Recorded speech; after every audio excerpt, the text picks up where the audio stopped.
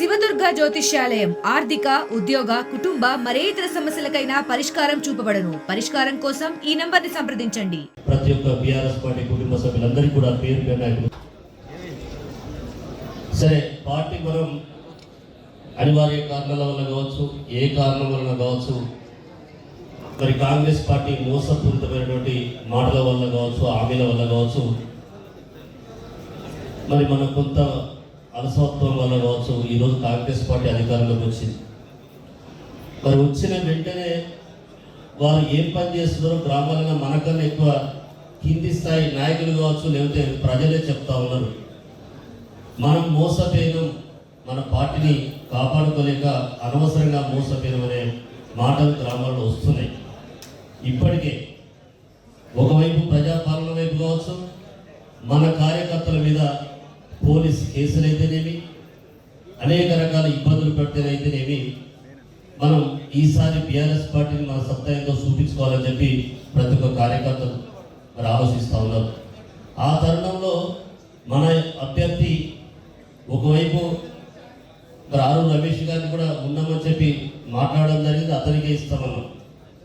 అతను దురుద్దేశంతో వేరే పార్టీకి పోవడం జరిగింది. నేను కూడా సార్ దగ్గర ఆ రోజు నేను ఉన్నా అక్కడే. తర్వాత కడియం కావ్య గారిని డిసైడ్ చేశాం. ఆయన ఒక రకంగా ఆయన కావాలని కోరుకొని ఎంబడిబడి తీసుకున్నాడు. మరి ఈరోజు పార్టీ మారడం అయితే నిజంగా ఒక వరంగల్ జిల్లా కాదు, ఎక్కడ కూడా ఇదే చర్చ జరుగుతూ ఉంది. ఆ చర్చ మామూలుగా లేదు. ఎట్టి పరిస్థితుల్లో ఓడియాలి అతన్ని అని చెప్పే సంకల్పంతో అందరూ ఉన్నారు. ముఖ్యంగా నాకు 3 రోజుల నుంచి కూడా చాలామంది ఫోన్ చేస్తూ ఉన్నారు. మరి ఎస్సీ వర్గర్ అయితేనే, మిగతా వాళ్ళు అయితేనేమి, ఒక కుట్రపూజితమైనటువంటి అతన్ని ఏ పార్టీలో ఉన్నా, ఒక ఆయన అయితే అంటాడు, ఆయన ఏ పార్టీలో ఉన్నా మా మాదిగలను డెవలప్ చేయలేదు, మమ్మల్ని కాలేదు, బయట నెట్టిలని చెప్పి చెప్పడం జరిగింది. అదేవిధంగా నేను ఆ సంఘానికి విజ్ఞప్తి చేస్తున్నా, మీరు ముందుకు వస్తే తప్పకుండా మనం విజయం సాధిస్తాం.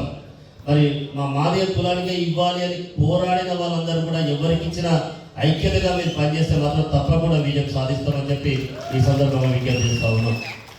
ఈరోజు మరి ఒక రకంగా చెప్పాలంటే నిన్న దేవరూపలు కూడా పోయిన ముఖ్యమంత్రి గారితో, మాజీ కేసీఆర్ గారితో పోయినప్పుడు అక్కడ ఉన్నప్పుడు ప్రజలందరూ కలిసిన వాళ్ళు కావచ్చు, నాయకులు కావచ్చు, ఈసారి ఖచ్చితంగా కడియం శ్రీహరి గారిని ఓడించాల్సిందే అని చెప్పి చాలా వర్గాలు చెప్తున్నాయి. కేసీఆర్ గారిని మళ్ళీ కాపాడుకోవాలని చెప్తా ఉన్నాయి.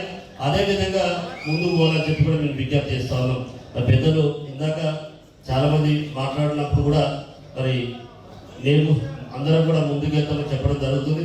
నేను ఒకటే, మాకన్నా ఎక్కువ మీరు గ్రామ స్థాయిలో మీరు ఎక్కడికెక్కడికి పోయినసారి ఏ తప్పులు చేసినామో ఆ తప్పులను సర్దిద్దుకొని పనిచేస్తే మాత్రం ఖచ్చితంగా వస్తాయి సార్.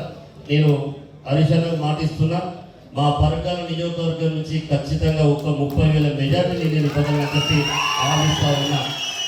ఎందుకంటే మా దగ్గర కూడా కొందరు పార్టీ మారింది, దొంగలందరూ మారింది, ఉన్న వాళ్ళంతా నికాసైన వాళ్ళు ఉన్నారు, ఖచ్చితంగా పనిచేస్తారు. ఆనాడు తెలంగాణ గాలికి వ్యతిరేకంగా కూడా మేము సైకిల్ దొక్కి ముందరికి పోయినాం.